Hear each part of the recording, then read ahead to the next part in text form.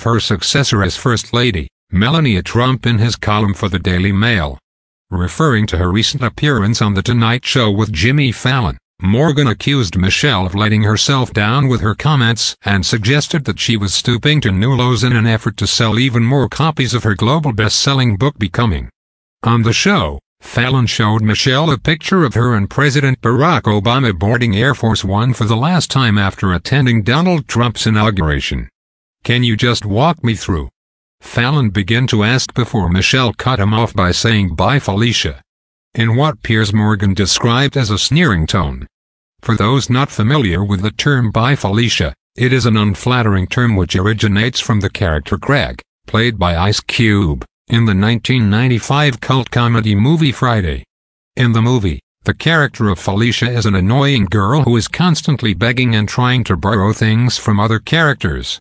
The character of Greg used to dismiss her requests with the phrase "Bye Felicia" in a dismissive tone.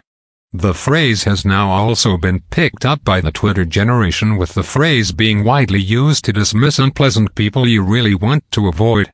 Different dictionaries define the term as meaning, "I'm done with you, I have no interest in you, or anything you have to say." Piers Morgan notes that Michelle prides herself on being streetwise and in touch with young people, and suggests that she was fully aware of what the phrase meant.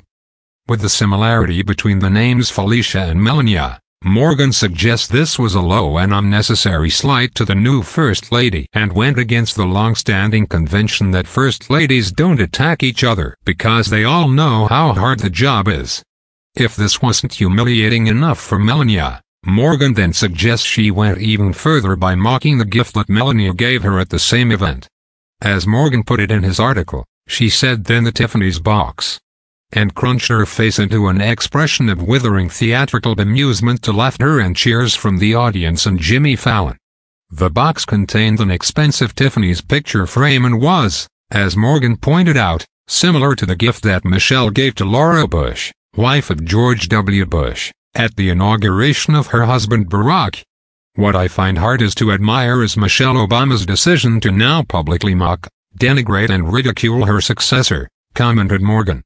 "And I find it even more unpalatable to admire that she did it whilst flogging her new best-selling autobiography. It's a great book, by the way.